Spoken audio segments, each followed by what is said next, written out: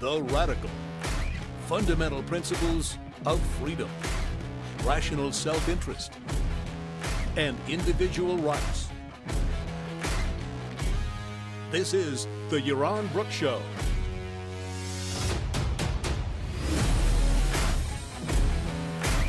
All right, everybody, welcome. Welcome to Yaron Brook Show on this Monday night. Hope everybody had a good Monday, first day at work. And hope everybody's ready for Yaron's rules for life. Are people objecting to the word rules? There's nothing wrong with rules. Rules, principles. Rules is not a bad word. Yeah, maybe recommendations, suggestions, commandments. Commandments. That's the word we need to use, right? All right. Today we're going to talk about Yaron's rules for life, and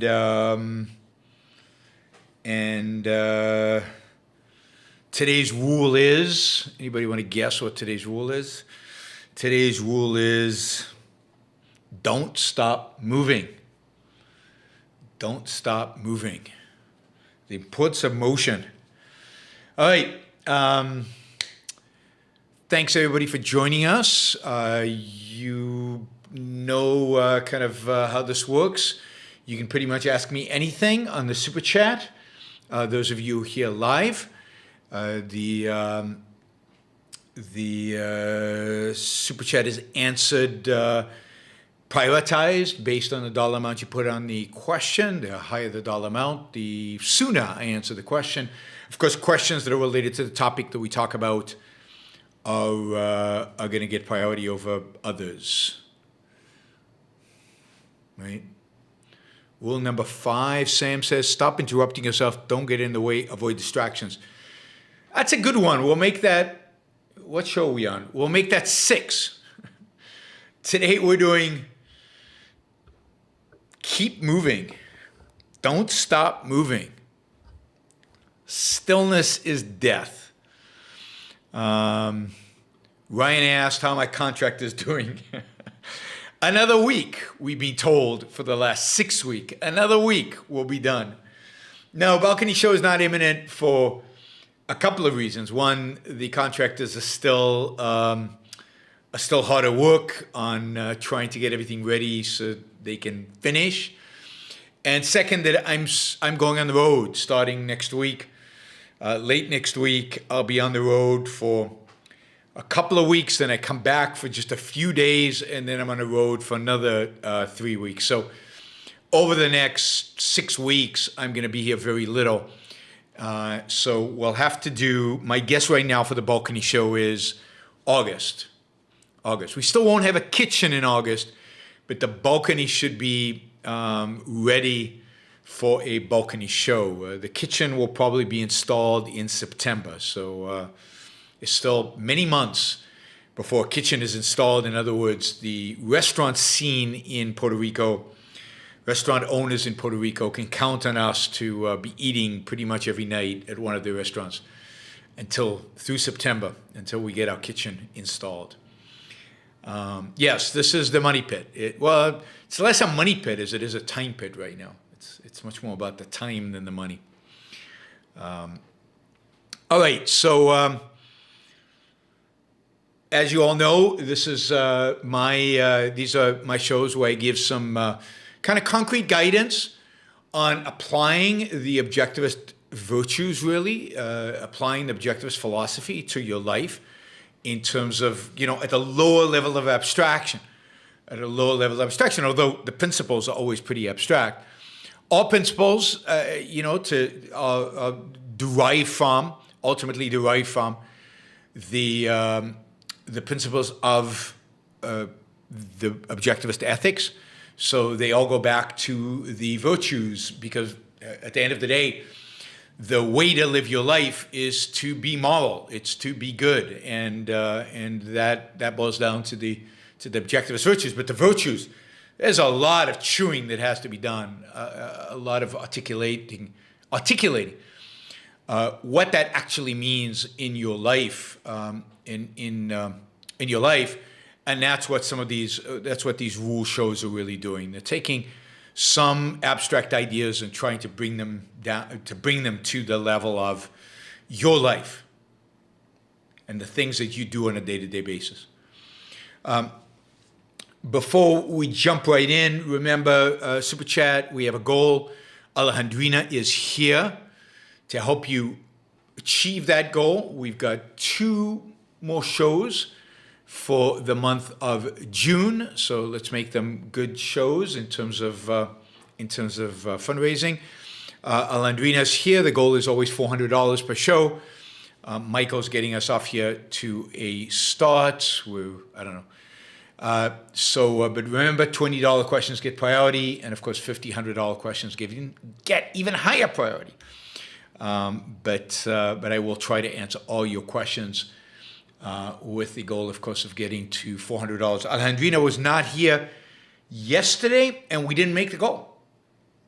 You know, she skips one day of work, Sunday, to spend time with her family, and we don't make the goal. So we did not make it 400 yesterday. So we're going to have to make up for that today, and maybe we should shoot for 500. Since we missed by 100 yesterday, we should try to make it up today. All right. Now remember, what is the fundamental Yaron rule for life, for living? The thing that sets the framework for everything, that sets the condition for everything. It is that your life is yours to be lived with a capital L. That you should be selfish. Think about every value you pursue, every goal that you have. How does it fit into your goal of thriving as a human being, of achieving happiness, of achieving success in living, of attaining the objectivist values, living the virtues? So your life sets the standard. Your life, your happiness. It's what it's all about. And don't let anybody convince you otherwise.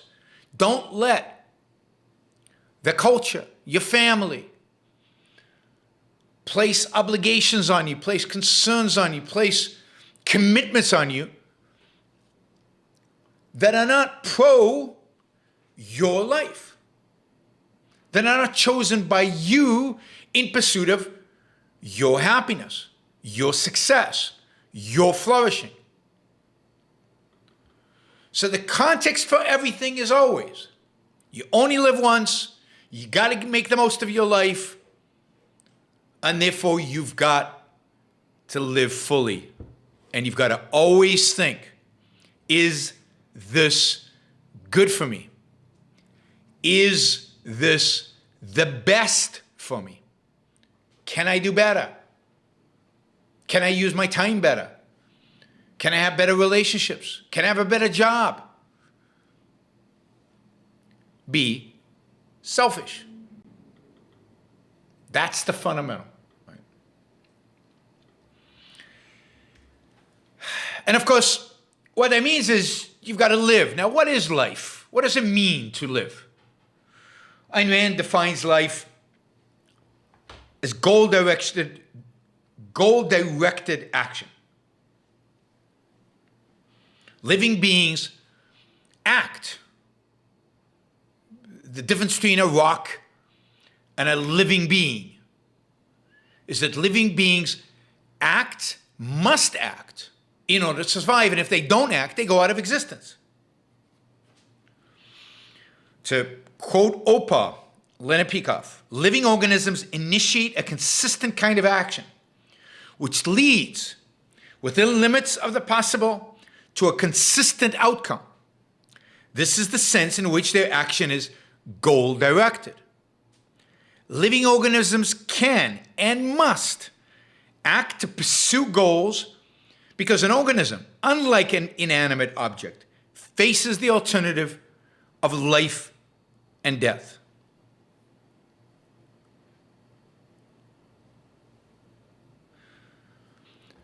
So life necessitates action. It necessitates movement. Ayn Rand puts this point, life is motion, a definitive course of motion.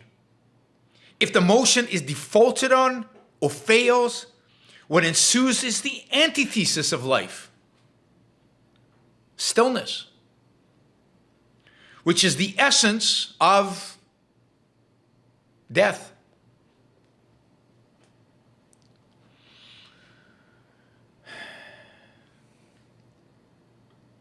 So the essence of life is motion.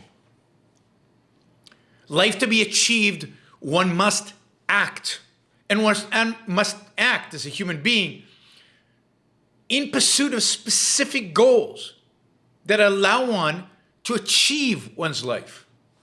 Life is not a given. Life is not automatic.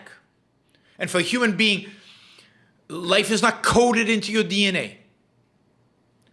You must figure it out. You must learn. You must constantly think, and then you must act on that thought.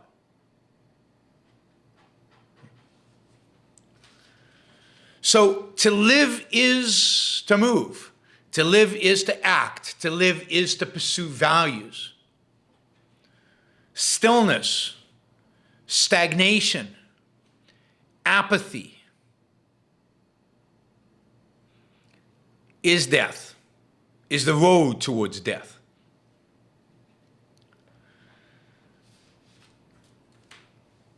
So in everything in life, we must always strive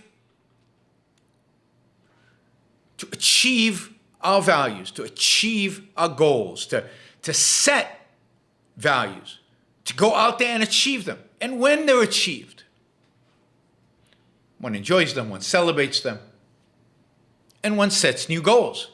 Now, a lot of people out there in the culture complain about this. Oh, you make $1 million, and then that's not enough. You want $2 million. Yes, because to just settle, to stop, to be still, to not have a new ambition, to not have a new goal, to not pursue further, is to stop living. So life entails constant motion. I know so much of our culture today is oriented towards being still, towards, the goal of achieving retirement. It drives me crazy when I hear young people say, "Oh, I can't wait until I'm retired." Or there's a whole school now of thought that how to make a lot of money young, and save a lot of money and not spend any money when you're young, so that you can retire really, really young. And do what? Sit around? Be bored? Do what?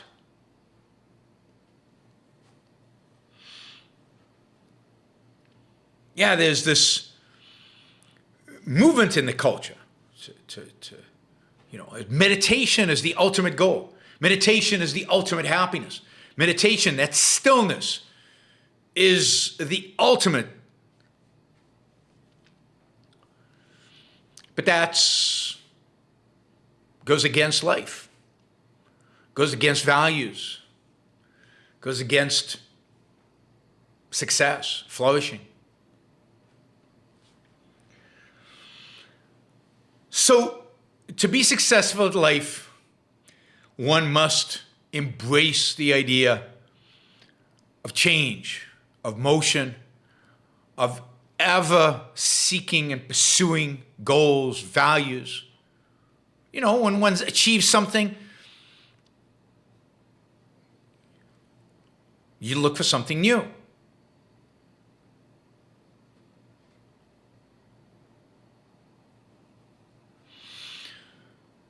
So Lex Friedman is in the house. Hi, Lex.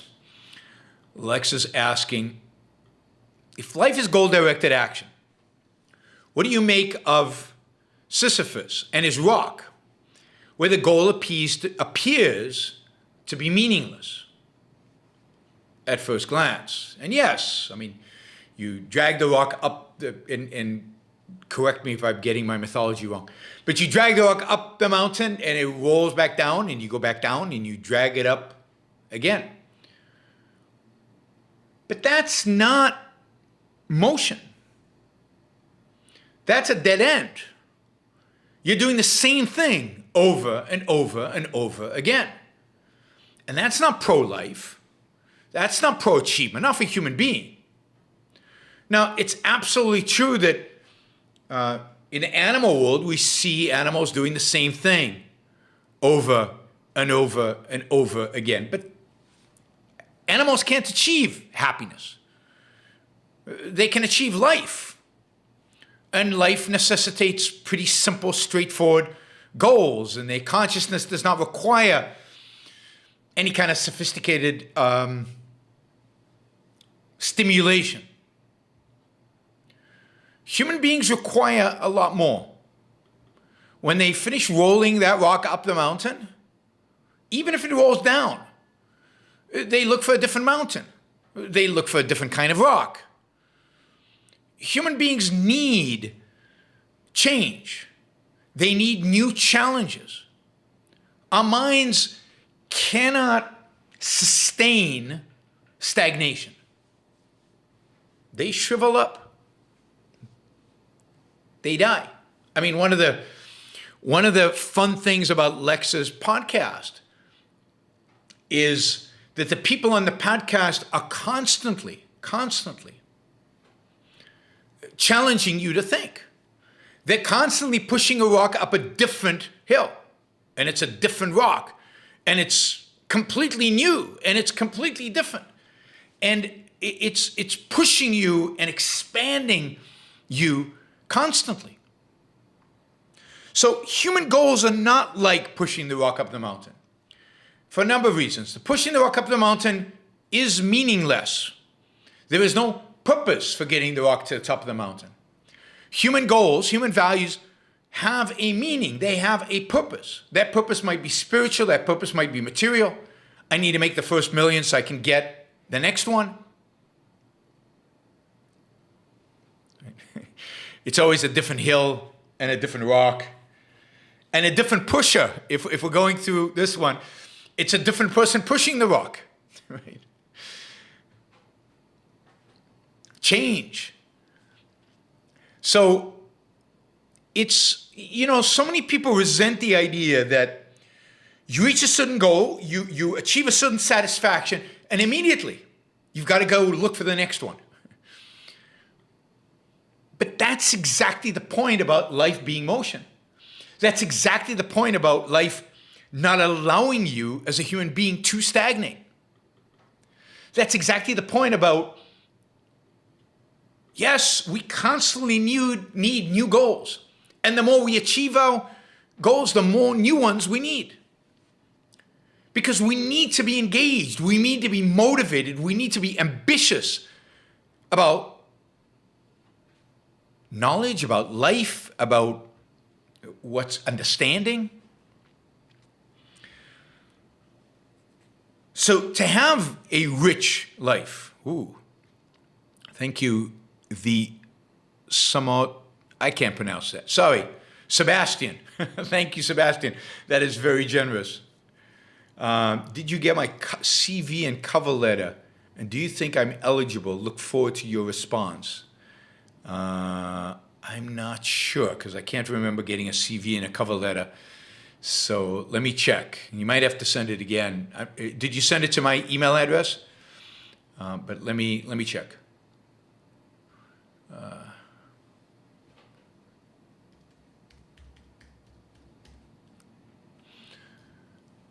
All right.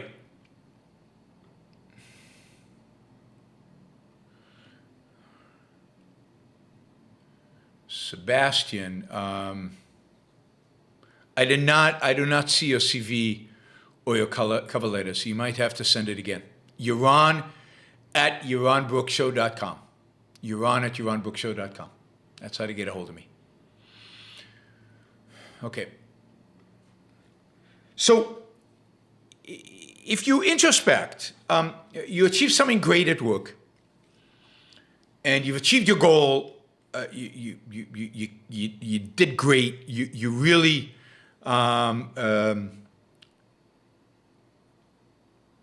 really succeeded, and you take a little time to enjoy it. You take a little time to rest. And if you're an ambitious person, where does your mind go immediately? What's next? Because it's not just about the end. Now, it's not true that the end is not important. The end is really important. But it's about achieving the end. It's about the work that goes into that end. It's about the learning, the challenge,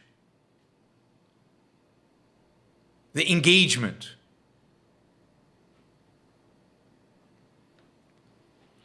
It's about the path. It's about what you learn during the path, about yourself, about the world, the knowledge. It's about the challenge and the fun involved in that challenge. So, to take your life seriously is to set ambitious goals in every aspect of your life. To work hard, to achieve those goals, to achieve those values. And when they're achieved, let's say if they're material values and you can just achieve them, and it's an end, set new ones. Strive anew. Go for the next thing. Don't settle. Don't stop. Don't slow down. Life is too important. I mean, people ask me, where do you get the energy you're on to, I don't know, travel around the world and give talks all the time, or to do all these shows and debates and everything else that I do? And the energy, is comes from the goals, comes from the values, comes from knowing the importance of doing, of acting, of achieving, of succeeding, and of pushing ahead. And this is true in every aspect of your life. Don't just settle. Don't accept the status quo. Push yourself.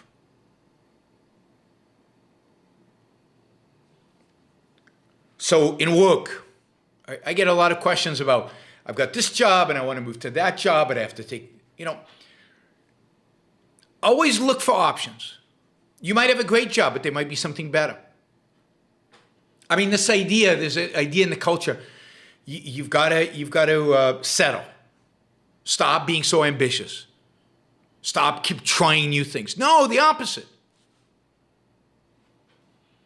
The opposite. Keep pushing the boundaries, because that's where you'll learn the most about yourself. That's where you'll enjoy yourself the most. That's where you'll achieve the most.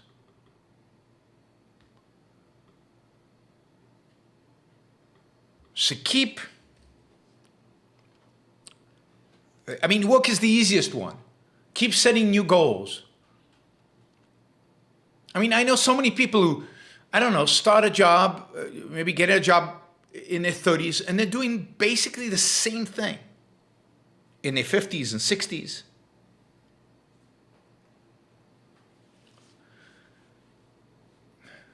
It seems like a waste. You've got a mind that has, I won't say an infinite, but a huge ability to expand and to know more and to generate new integrations and to do different things. But to achieve that, you have to focus it, you have to use it, you have to push it, you have to allow it to engage in new ideas, new things, new experiences for that to happen. If your job is the same after 20 years, then it must be boring. You've done this many, many, many times. You've got to do more. You've got to do different. So be ambitious. Be ambitious.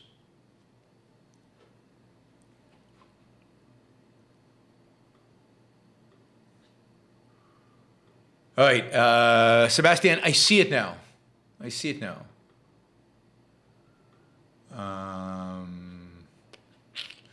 But the email you send me does not have an attachment. Sorry. No attachment, Sebastian. So you might have to send it again.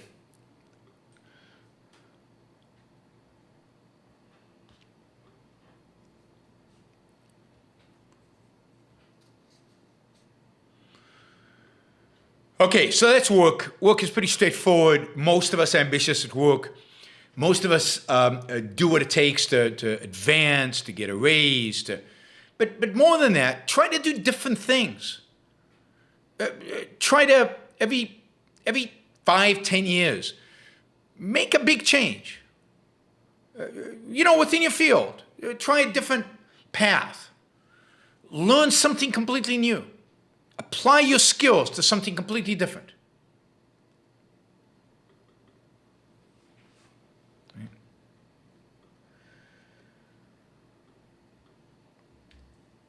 Right? Keep life, and here work is a big part of your life. You're going to spend more time at work than doing anything else. Keep it interesting. Keep it challenging. Keep it engaging. Keep it exciting.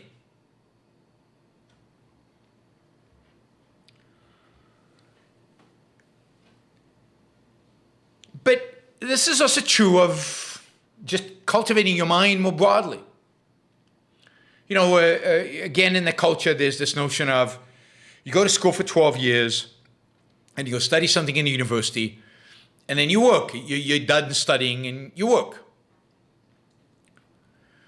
But again, that is a very narrow view of the human potential and what the human mind is possible, what is possible for the human mind.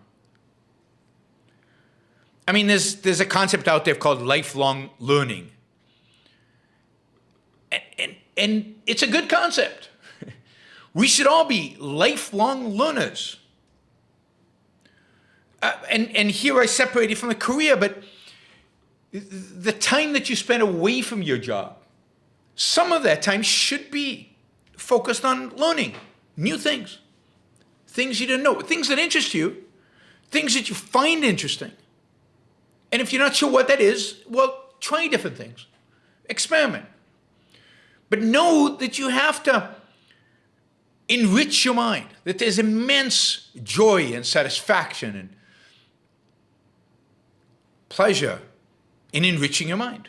Listen to Lex Friedman's podcast. I mean, that'll stretch your mind. That's lifelong learning. Some of it you won't understand. I don't understand a lot of it. But you'll discover very quickly what interests you and what doesn't. Don't listen to the ones that don't interest you. Focus on the ones that do. You might discover new passions. You might discover new things that you didn't know before. Be a lifelong learner, a lifelong student. I mean, one thinks Lex is here, so I'm talking about Lex, but I don't always talk about you, Lex, but actually this topic is a good one. But, don't be afraid of topics.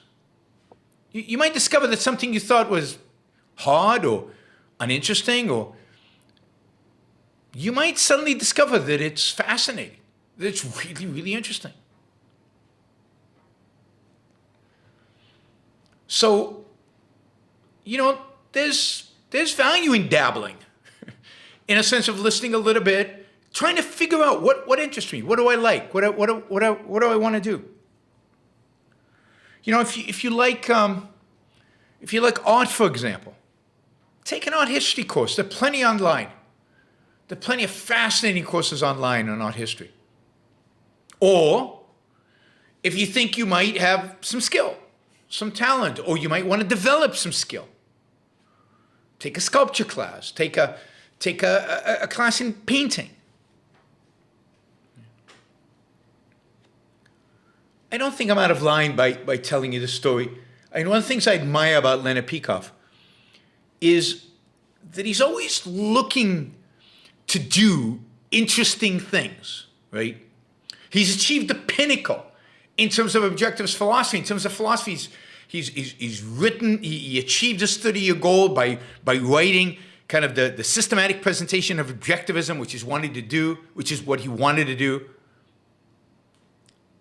He went in and said, I'm really interested in history. So he spent a lot of time studying history and talking about history, teaching. But he also is really interested in art. So he actually went and spent some time sculpting, taking sculpture classes, see how good he could be at sculpture and how much it would be satisfying to him. And then he wrote a new pinnacle in philosophy, right? The dim hypothesis, new ideas, or his book about induction, right? All the work, the courses that he did on philosophical induction, which is breakthrough stuff, new stuff. And he achieved that goal. And then he immediately, I can't remember exactly, but tried to write novels. Now his passion is operetta, and he's really trying to understand operetta. So it never stops. You're always looking, and you're not going to be good at everything.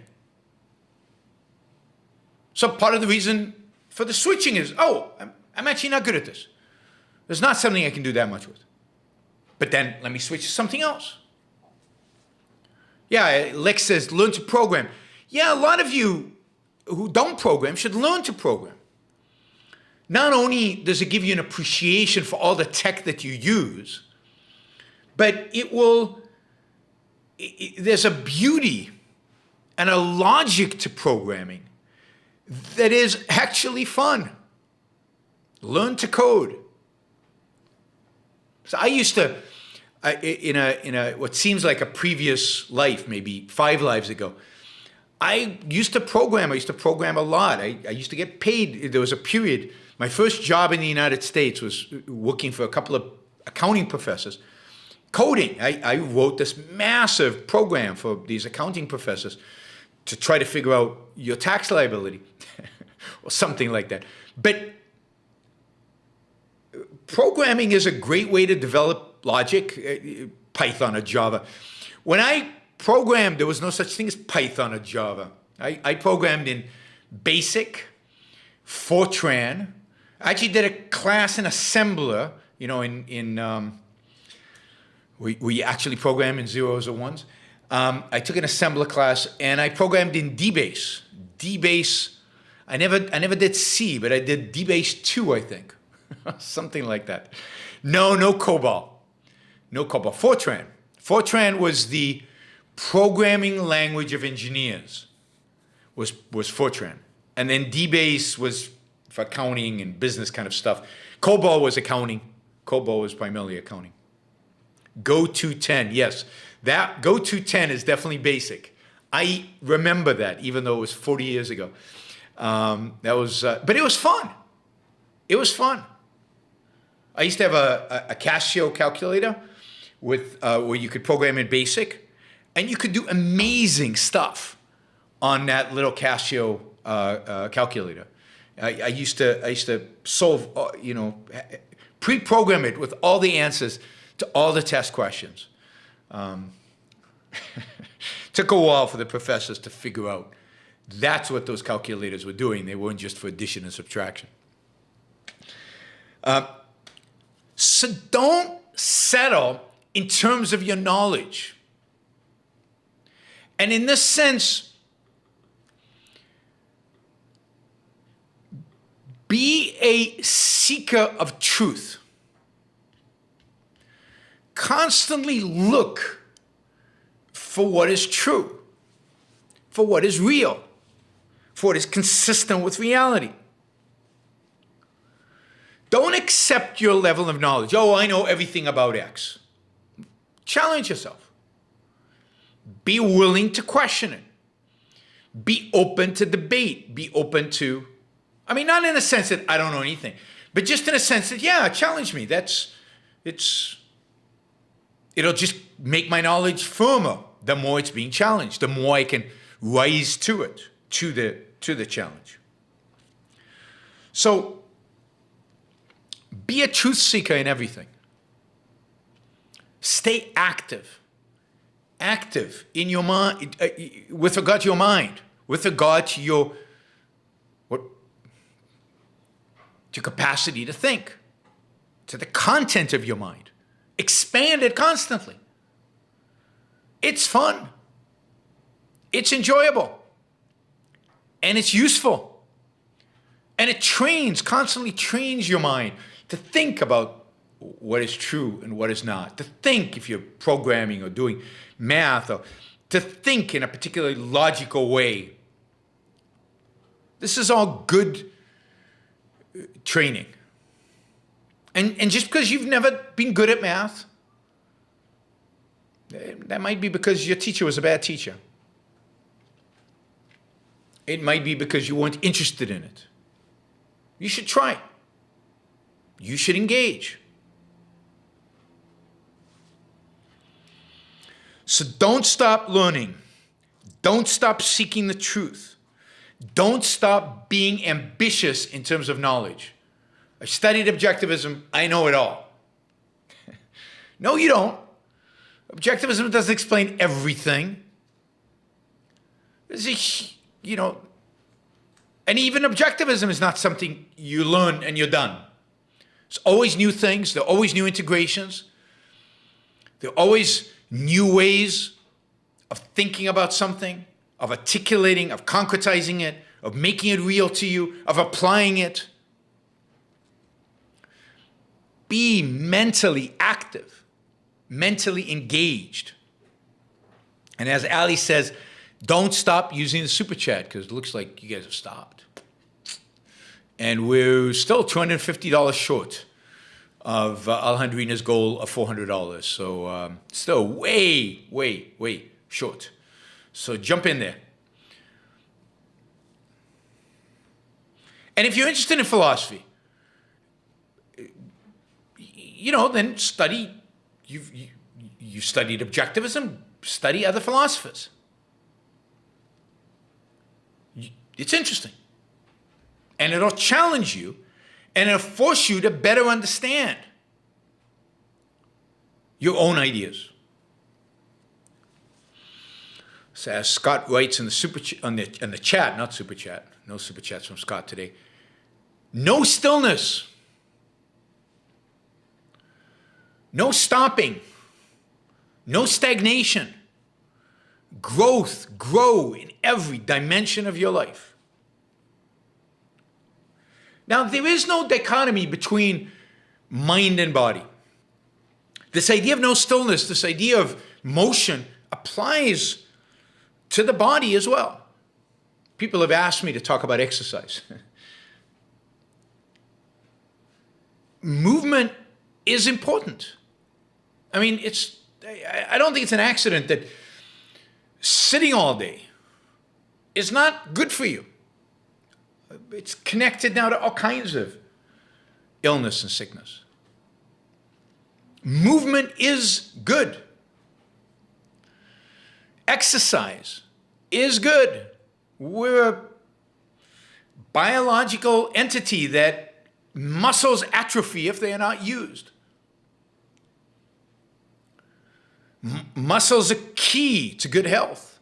You got to develop those muscles. And given that we don't live in a world in which literally physical movement is required in order to survive, to stay alive, we need to make the effort to move so that we can stay alive healthier, better, with more energy, and longer. So life requires motion. It requires exercise. It requires keeping muscles in good shape. It requires building those muscles. After a certain age, if you don't do much about it, muscles will atrophy. They'll go away. They'll disappear. The older you get, the harder you have to work to keep the same number of, the same sized muscles, the same strength of muscles. Well, do it. Work on it. It's what life requires. Don't settle. Don't stagnate. Don't stop. Don't be still.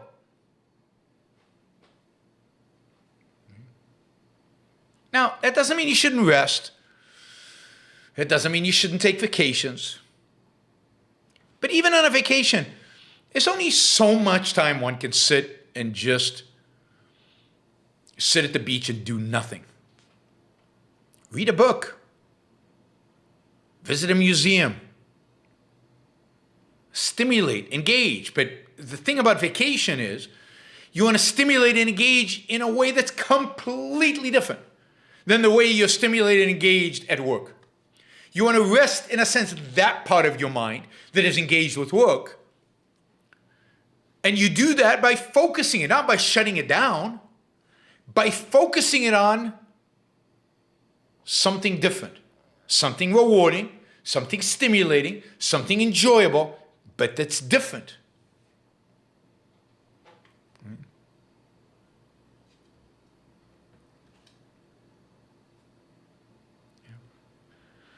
So, be ambitious at work. Be ambitious in terms of your knowledge. Always expand it. Be ambitious and search for the truth. Be ambitious in terms of your physical health. But even be ambitious in terms of your vacations. You know, think about how you want to spend them and do them well. Now, I live by the ocean, so going to the beach on a vacation is not as attractive as it used to be, right? Because it's right here. It's 2 minutes away. That's the life. Jonathan says, Yaron came to bury Sam Seder, not to praise him. I definitely didn't come to praise him, but we're still discussing when I will make my appearance on Sam Seder's show. So there will be no formal debate in a sense of a neutral setting. I've been invited by Sam to appear on his show, I guess to debate him on his show. So we're still trying to figure out the exact date for that, but it'll probably be next week, early next week. In the middle of the day, I'll appear on Sam Seder's show and debate him. We'll see how that goes.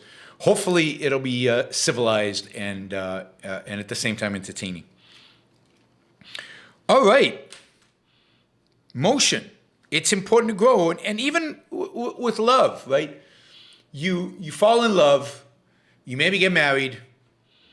You've kind of give this oath to, stay together forever. But it won't last. It won't survive. The love, the relationship, unless you grow, and unless you both grow, and you both grow in sync with one another, because sometimes you grow, but you grow apart. So even to maintain love and to maintain a relationship or to maintain friendship requires growth, it requires change, it requires motion. Relationships that stagnate, they're the same. Nothing changes. Are boring. People lose interest. People look elsewhere. So keep it fresh. Keep it exciting. Keep it interesting. Make changes. Don't fall into routines.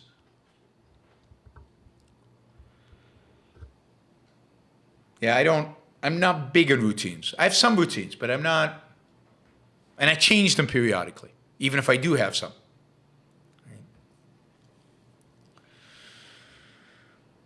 Okay. Do we have any questions regarding this? How can one be sure to enjoy the accomplishment thoroughly before moving on to the next? I think the main way to do that is to be conscious of them, is to make them real. It's to be aware of I accomplished something. That's cool. to savor them, to focus internally on yourself and be willing to say, yeah, I achieved something. This is good. This is exciting. This is important. Rather than just get swept by it. Oh yeah, I achieved it. Next. Next is important. You got to go to the next. But one of the things I think that's so important to learn to do is stop and savor it. Recognize it. In a sense, pat yourself on the back, on the shoulder. Yeah, that was good.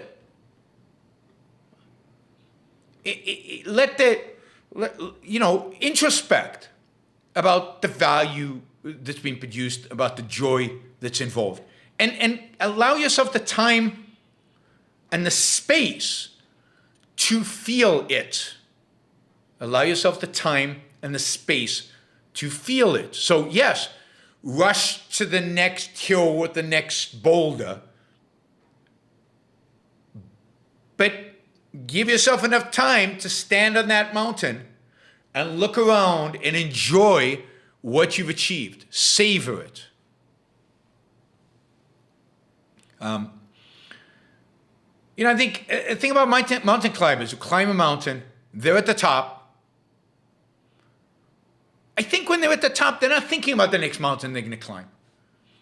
They'll do that later when they get back to the bottom. But at the top, they're doing, wow, look how beautiful this is. Look at the challenge I achieved. Isn't this amazing? I just climbed X, fill in the blank.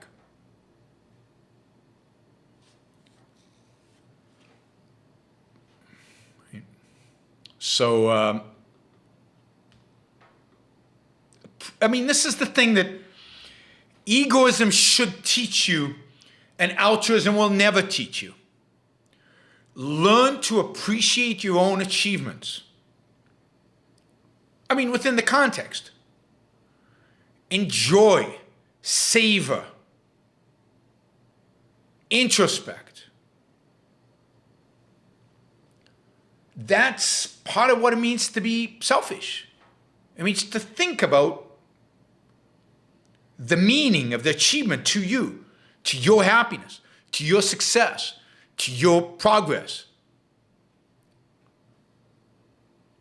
to your goals, to your values. Altruists tell you don't do that because it's not important. Because what's important in life is other people, not you. You're not important. Be selfless. So even if you don't take that seriously, you don't overdo the selfishness thing.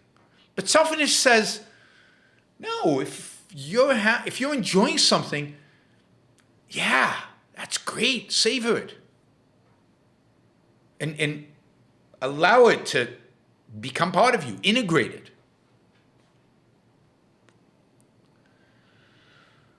All right, let me look from the top. I'm looking for questions that are related.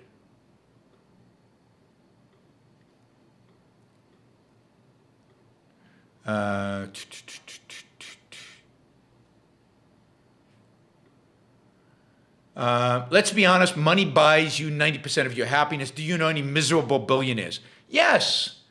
I think a lot of billionaires are unhappy. Happy in the deep sense of being one with yourself, with the world, with existence, with, the state of, what did I even call it? Non-contradictory joy. That's how she defined happiness. I don't know many billionaires that are happy.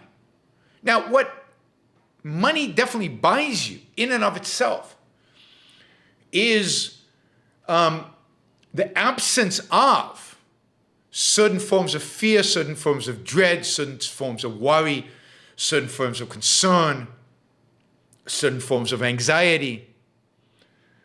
But the absence of those negatives does not constitute the positive. The positive requires very specific effort that money is not enough for. So again, money makes it easier. Certainly $1 billion make it easier to make sure that nothing interrupts your happiness. But the happiness itself is something you have to work on yourself. It's not something you can literally buy. The money increases your choices, increases possibilities, and eliminates the obstacles, the dangers, the things that could destroy. It eliminates, there's a sense in which, think about it this way, there's a sense in which money eliminates luck. It takes away uncertainty. So no matter what the stock market does, you don't have to worry about how you're going to do. No matter whether this or that person likes your product on this or that date, you've already got enough, so you'll never have to worry about satisfying the demands of the marketplace. So money is certainly an incentive, but it's important for happiness. It's just not enough for happiness, and therefore I know a lot of billionaires who are not happy, sadly. What do you make of the quote, "Climb the mountain to see the world, not for the world to see you"? It suggests achieving fame is somehow unselfish. No, I think that achieving fame can be selfish. But achieving fame isn't an end in and of itself. It's not achieving fame no matter what. It's achieving fame as a indicator of value. Fame is an indicator of success. If you're an actor and nobody's ever heard of you, then you have not succeeded. One of the signs you get from reality that as an actor you have succeeded is by being famous. Now, that's not true of every profession. If you're a heart surgeon, it's not about fame. But if you're a writer, if you're an actor, if part of what your success is tied up with other people appreciating what you do, buying your product, then yeah, I mean, the fame for technology is associated with a company. And there are a lot of successful companies that don't have fame, and that's fine. But if you're in the consumer goods, you probably need to be famous. If you're in a profession that requires consumers directly, like acting, writing, then so fame is not necessarily bad. It should be, sometimes it is the goal because it is, in a sense, a reflection of the value you've created. What do you think of the saying, less is more? I don't like sayings that have contradictions in and of themselves. Like, what does that even mean? Is less money more money? No. Less love more love? No. Is less food more food? No. I mean, I get what they're saying. Sometimes not over-consuming something or not overdoing something is better. But that's a subtle distinction.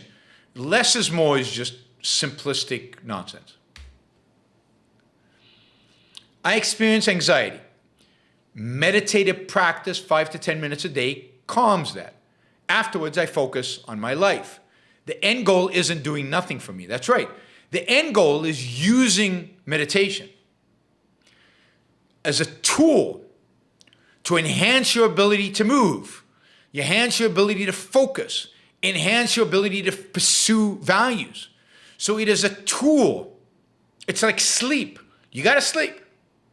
Sleep is stagnant. But the purpose of sleep is not the sleep. I hate people who say, oh, I love sleeping. Sleeping is my favorite part of the day. I mean, that's weird. I hate sleeping. What a frigging waste of time. Think of all the wonderful things you could be doing, and instead you're sleeping.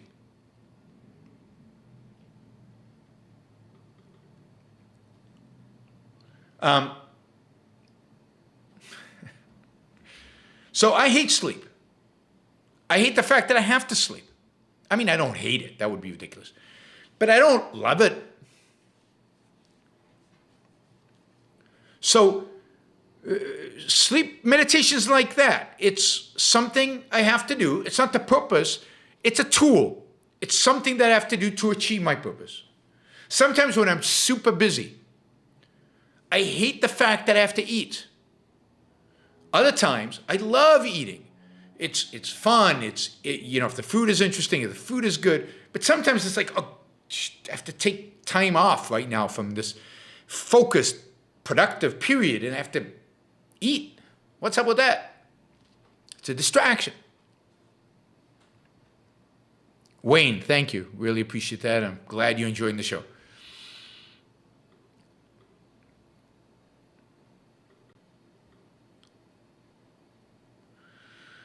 What one chooses to do, considers important, is based on one's self-image or self-esteem. How would you differentiate self-image from self-esteem? Well, I haven't thought of that, but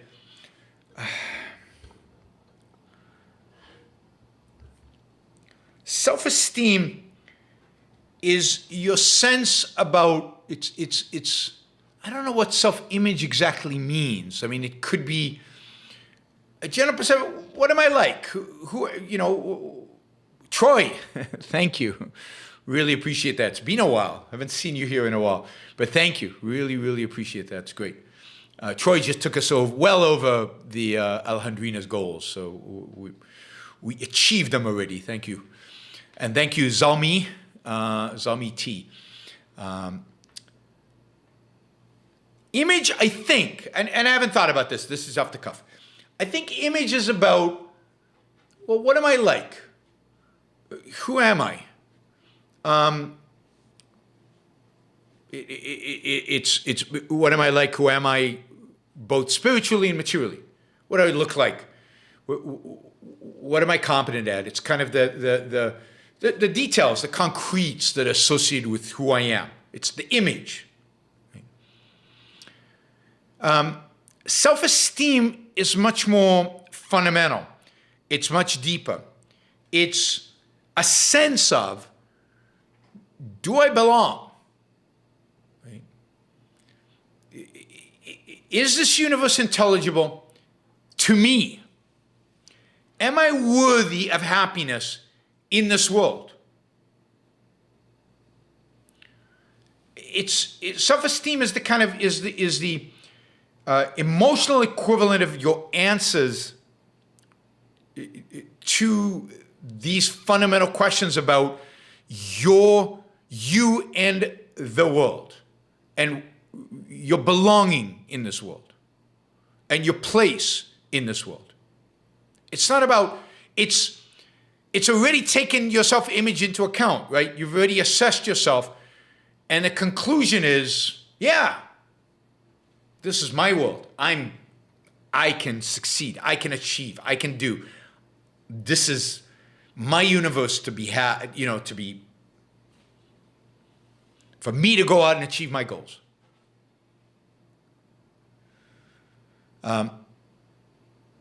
So I think they're connected, obviously, because it's self-image is the way in which you see yourself, and the self-esteem is the way in which you see yourself related to reality, related to your ability to survive, to achieve happiness, to be virtuous, to succeed at living. And I think what you think about yourself, what you think about your place in the world, and there's also, sense of life to some extent is related. Sense of life is the sense of, of your place in the universe, of the kind of universe this is, of how you react to different things. And again, it's related to your self-image and related to your self-esteem. All these concepts are interrelated. And they make you who you are. And in that sense, they are what shapes your choices and your options around the values that you choose. Zalmi keeps on giving. That's great. It's $1. Zalmi's establishing the $1 day. But Troy, again, thank you. Really appreciate the support. I hope you're doing well. In Australia, I hear Sydney now. Sydney, Australia is under lockdown. I mean, Australians have gone nuts. Completely nuts. All right. Let's see. More stuff that's related to this. Lifelong learning. I see people take courses, training, but stop after acquiring the information. I think integrating into your action life is so important. Can you train the integration part? I'm sure you can. And it's crucial. I mean, part of the integration is, part of the way to train your the integration part is to consciously do it, not rely on your subconscious. So I learned fact X now. What can I do with it? How do I connect it to my other knowledge? And literally, you could go through your other knowledge. How is it related to my understanding of why? And if I can't see the relationship, because in a deep sense, everything is connected, well, then I need to keep trying. I need to make sure I understand X and I understand Y, and then find the connection. And if you do that consciously about all kinds of things, then over time you'll train, in a sense, your mind to find connections, and you'll find that you do it very quickly, very easily. But it needs training. It needs conscious effort. So yes, I think people do compartmentalize their knowledge. They know lots of facts about X, but they know lots of facts about, I don't know, popular culture. But it doesn't relate to anything for them. So when I say constantly learn, it's learn, integrate, apply. And the application might be contemplation. Like if you study art history. Now, what happens to me when I study art history is I see all the connections to philosophy. I see all the connections between art history and history. Like, oh, look at what's going on in the Renaissance with art. Well, oh, wow, that's connected to what's happening in politics, and that's connected to what's happening in history. And now what's the causal relationship? I mean, that's how my mind works. And what I would say is activate that. Ask those questions. If you learn programming, one of the beauties of programming is I do think they teach you logic. Programming is logic. It's applied logic. See it that way. Think about how that works when you're making an argument. How to achieve.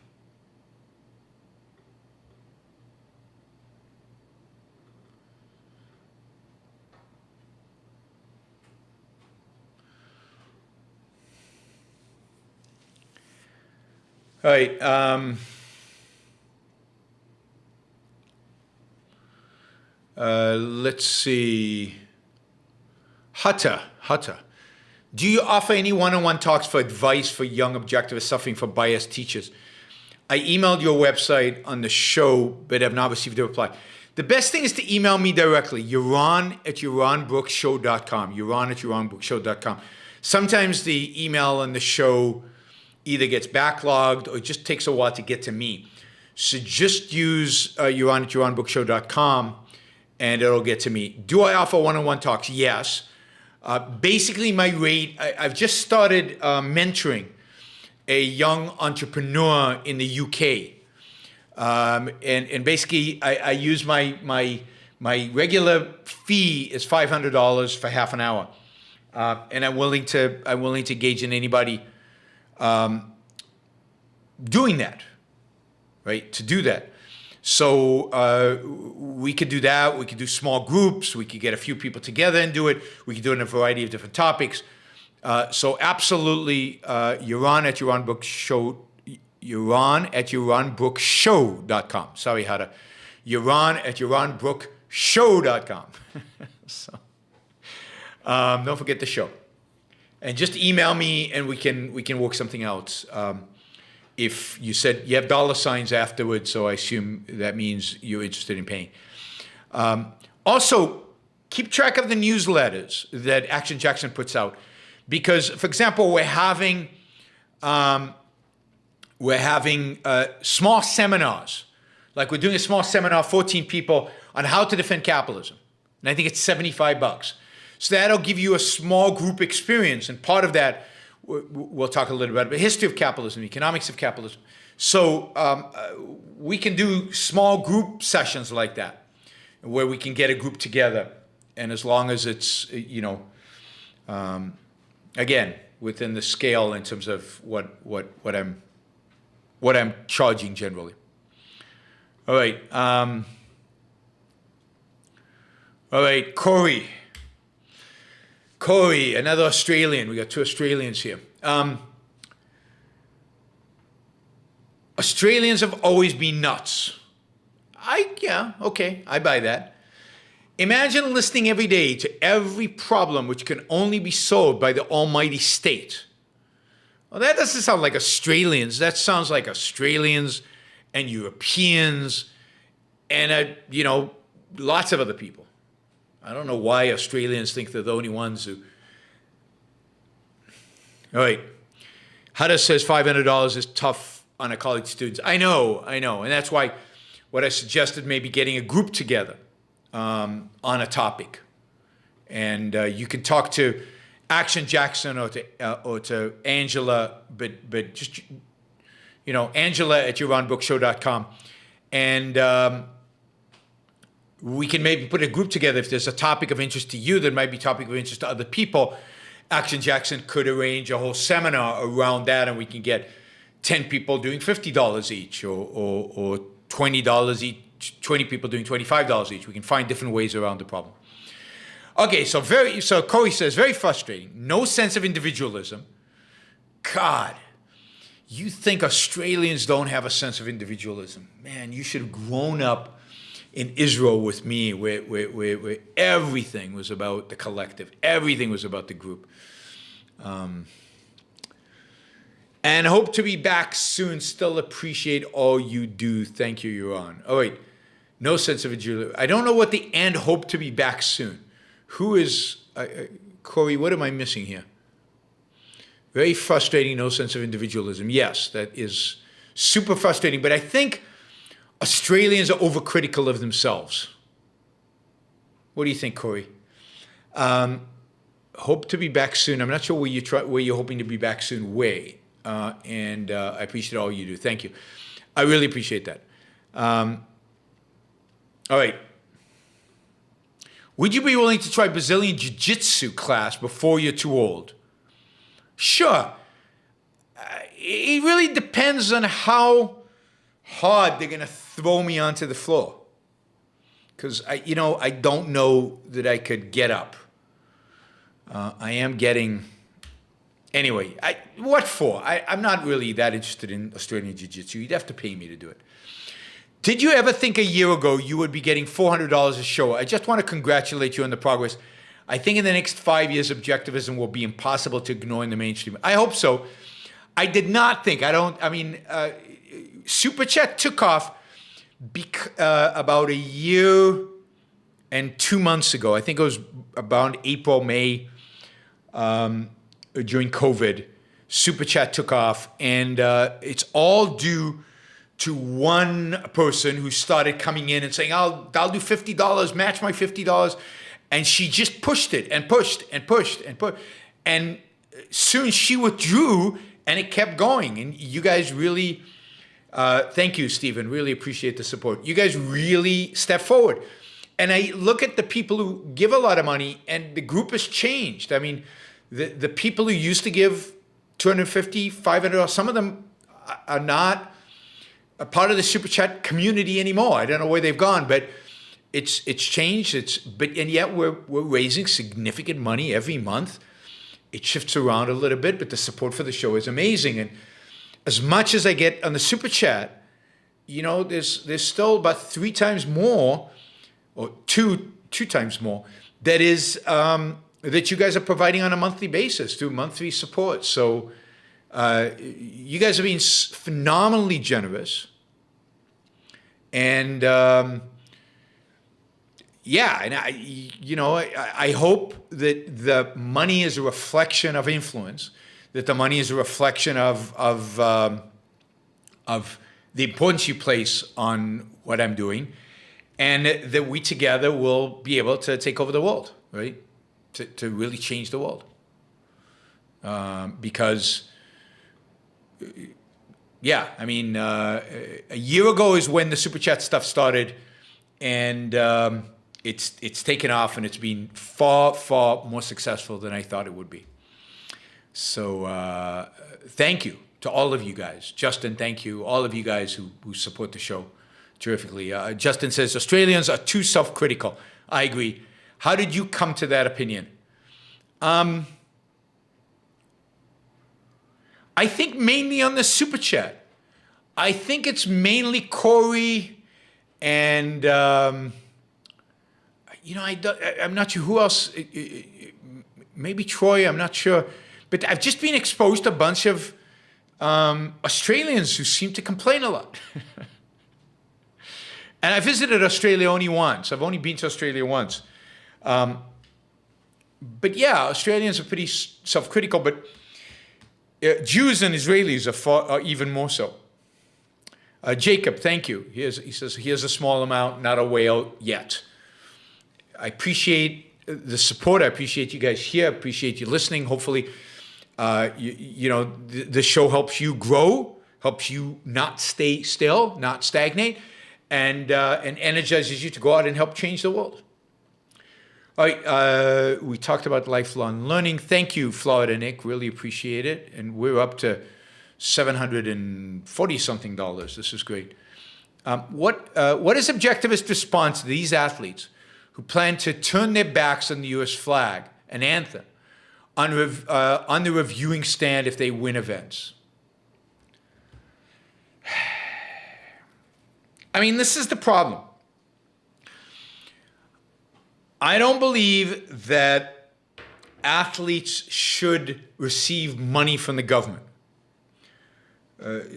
Too many of these athletes do, in various ways. They're supported by the U.S. Olympic Commission, or they're supported by this Olympic or that Olympic. I think the Olympics are far too nationalist already. What I love about the Olympics is the individual achievement, and whether that individual achievement happens to come from an American or from somebody else. I generally root for people who come from free countries and don't root for people who come from unfree countries, just because I don't want the unfree companies to get the attention. But my focus on the Olympics and on the individuals, on the individual stories, on the individual successes, on the individual achievement, on the beauty of what they do as individuals.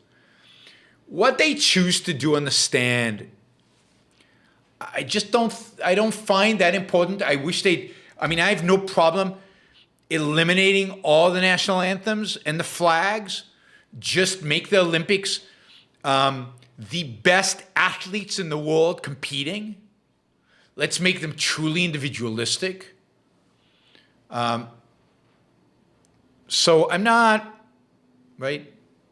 I find it horrible that people wear a uniform that associates them with a particular country, and then they diminish that country. They put it down.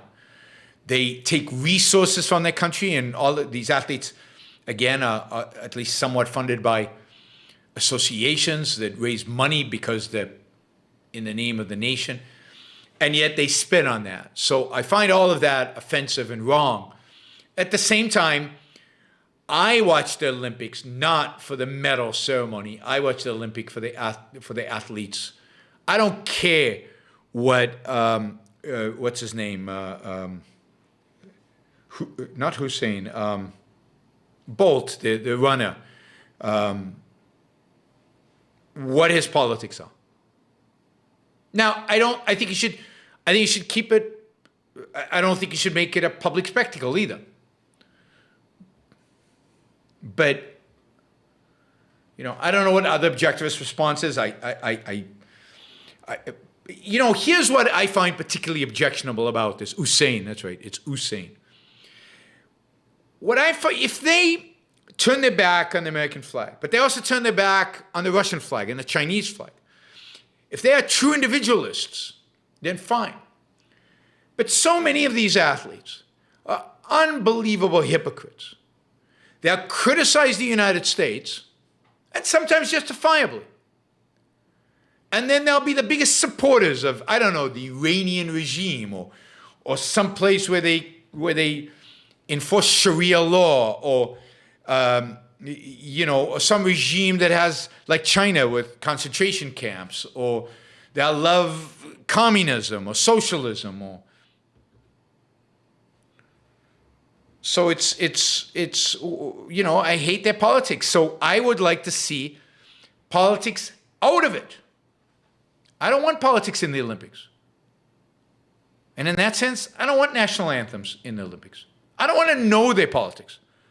I don't want an opportunity to see them raising a fist or to see them turning their back. All right. Does the narcissism and crude materialism of American culture protect it in a perverse way from socialism? Not because Americans want to be free, they just want their Louis Vuitton bags. Yes, I think it does to some extent. It's the form in which their crude materialism takes, and they somewhat, you could call it narcissism, is, in a superficial sense, it's a type of, it's not selfishness in the full sense, but it's not altruism. It's the satisfaction of their emotions and their dull, uninteresting values. And that's better than them sacrificing them. So there's a visceral sense in which they're being selfish, not to the fullest, not to its fullest, truest expression, but at some level. And it's at a level where they're not being altruistic. Right?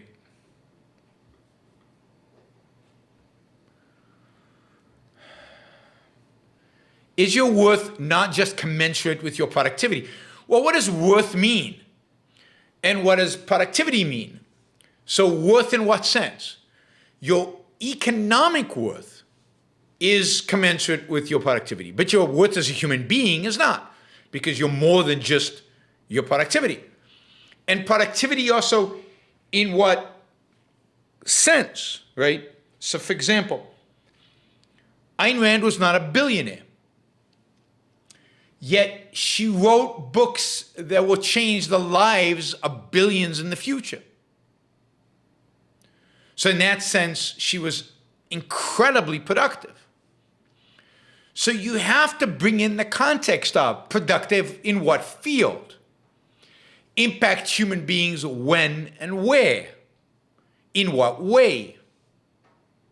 Versus if you invent something that the masses want now, today,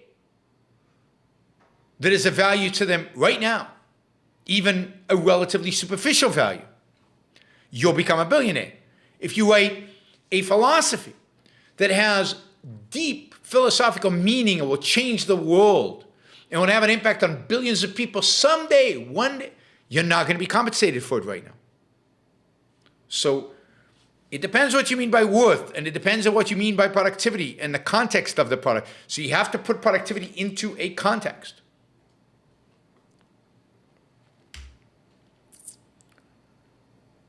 Why do I continue to do things that are not in my self-interest? Bad habits and procrastination. I'm not being altruistic. Am I choosing not to think? What's the objectivist view of this?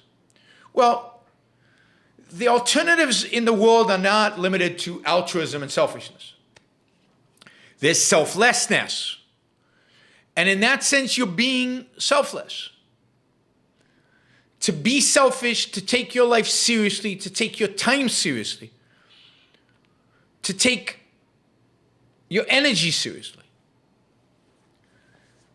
You can't avoid having bad habits, but you would work to get rid of them. You would invest the effort, the time, the energy, the focus to rid yourself of, you're defining them as bad habits, habits that do destruction to you. If you're a procrastinator and it's hurting you, it's doing damage to you, then you would spend the time, the energy, the focus, the investment to stop. Part of that might be to hire a psychologist to help you figure out why you procrastinate, to try to resolve whatever issues you have that cause the procrastination and deal with it. So if you take your life seriously, if you want to be not just not altruistic, but if you want to be selfish, self-interested, that is living for yourself, living the fullest, best life that you can live, given who you are and the world in which we live, then you try to avoid bad habits. You undo them. And some of them are psychologically deep and they're very hard and it's very, very difficult to overcome them. And it requires a lot of energy and effort. And that's why you have psychologists to help you, to give you shortcuts, to help you guide your work, to make it more efficient and effective. So there's a stigma to going to psychologists, but don't buy into that. Don't buy into that stigma. The purpose of going to psychologists is to make you better, to make you the best that you can be, so that you can live the best life that you can live. So you've got to fight the bad habits. You've got to fight the procrastination. And sometimes you need weapons to do that. And the weapons, the field of psychology should have them. So find a good psychologist. That's important, right? Somebody who knows what they're doing. All right, Corey says, maybe so. I guess I need a little more perspective. However, the frustration is there nonetheless. I'm still young and fiery at this point in my life, which is good. You should always be fiery. I'm old and fiery. This philosophy, along with these shows, have really opened my eyes, and I thank you for it. Absolutely. It is my pleasure, and thank you for telling me that. But you've got to fight. Life in Australia is still, in the big picture, when you're not locked down at least, still pretty good. In the context of history, there's, certainly from a material perspective, there's never been a better time to live. But even from a non-material perspective, there's been few times in history that have been better than this. So do the most with what you have. Make the most of the world that you have. All right, we got some unrelated question. If America hadn't entered World War II, would there be any Jews left? Yeah, less, fewer. A lot of Jews already were out of Europe by then. A lot of Jews escaped. There were Jews in what was then Palestine. There were Jews in England. There were Jews in South Africa. There were many Jews in America. But the population would be significantly smaller, no question. The other question is, if America hadn't ended World War II, it's hard to tell what exactly would have happened. Who would have won and who would have lost? You might feel bad for the Jews who would have died, but what about the fact that you probably wouldn't have had a Soviet Union? You wouldn't have had tens of millions of people under slavery in the Soviet Union. What about the fact that the Soviet Union and the Nazis probably would have been defeated ultimately? It might have taken longer. it might have been a more difficult path, but without the United States ending the war, entering the war. And of course, what about all the kids, American kids who died in that war? Are their lives? Now, I'm for the United States entering the war because I think it was probably inevitable that they would have to in the end deal with the Nazi threat, particularly in a world with long-range missiles and a world where there's the potential to build nuclear weapons. I don't think America had a choice in the end, but not because they needed to go save the Jews. Do you think Ron DeSantis can win the presidency in 2024? Yeah, I mean, I think so. I don't like Ron DeSantis, so I know many of you do. I mean, he's got a lot of the characteristics of Trump, which are standing up against the left. People love that. That's the thing people love right now. It's not defending the positive. It's standing up against the left.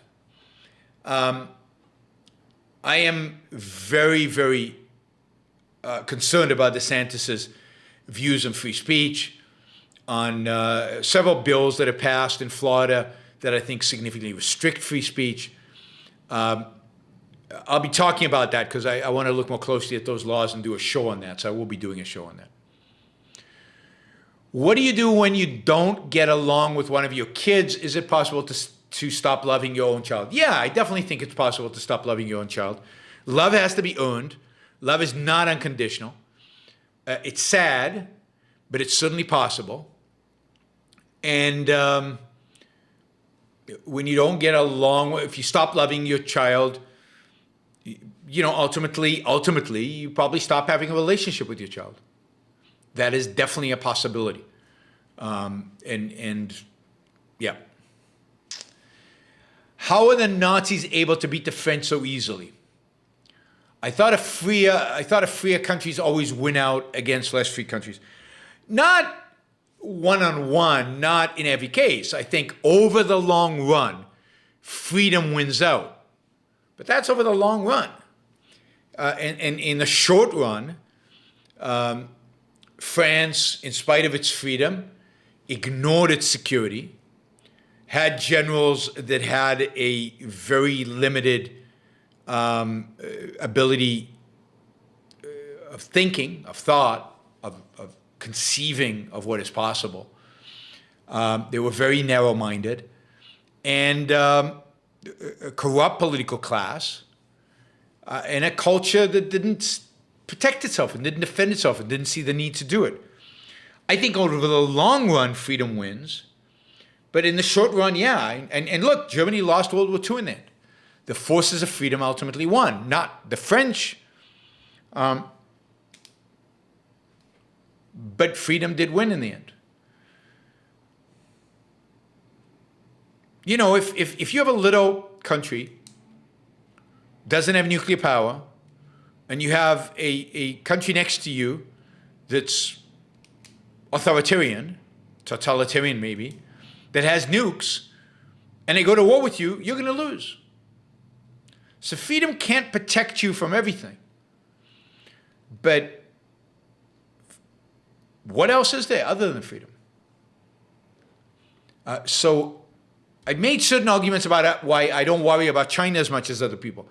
Because I think that over the long run, they cannot be successful as long as they're authoritarian. That doesn't mean that in every dispute, and every war and every struggle, they will lose. It means that over the long run, their authoritarianism will undermine them.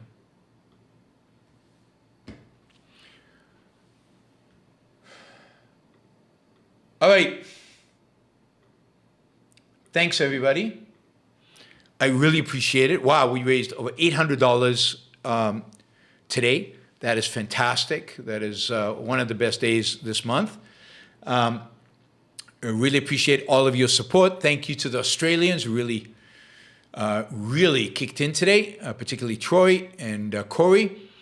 Andy says, do you think the French should have defeated Algeria and the Pied Noirs? Any opinion on the Paris who defected to defend them? Was it right? I don't know enough about the conflict, but it's a question of do you think that colonizing other parts of the world is justified, can work in the long run, is in your self-interest? And I suspect that the answer is no, right? I suspect the answer is no. The French Foreign Legion. I suspect that the cost in life and in effort to defeat the Algerians, the cost in life and effort on the side of the French,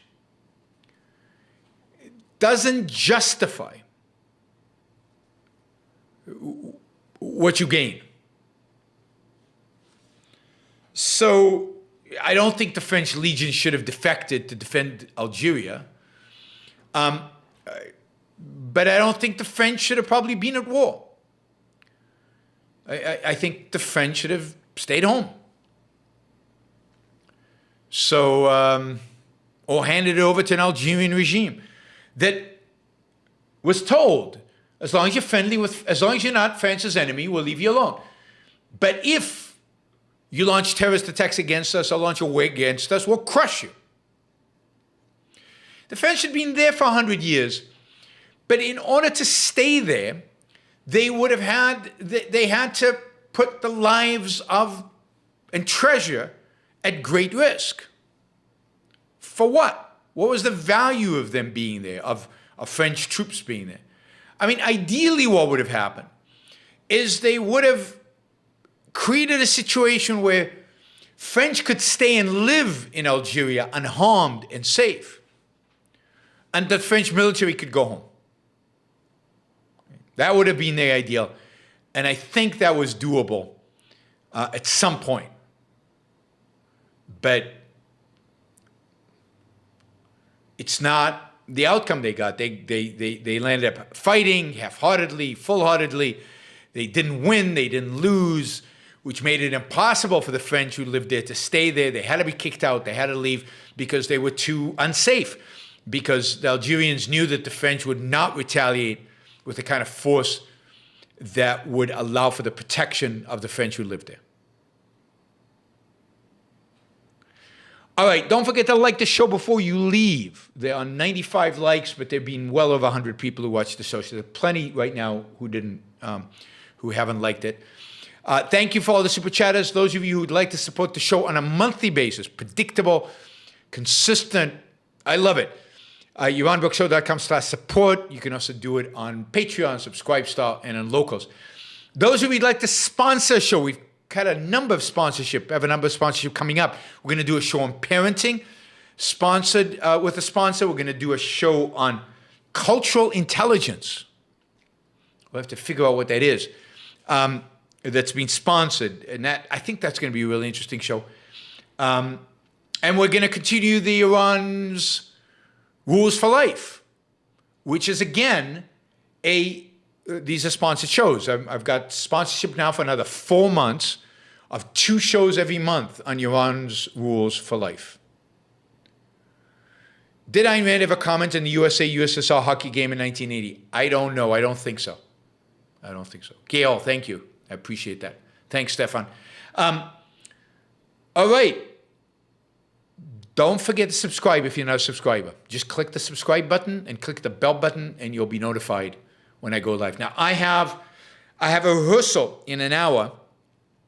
So in 2 days from now, at 10 o'clock my time, p.m. my time, I'm on a panel via Zoom or via some other software program in South Korea at a big conference. It's called the Asian Leadership Conference, which is a conference that has some of the biggest names in politics and in business in the world.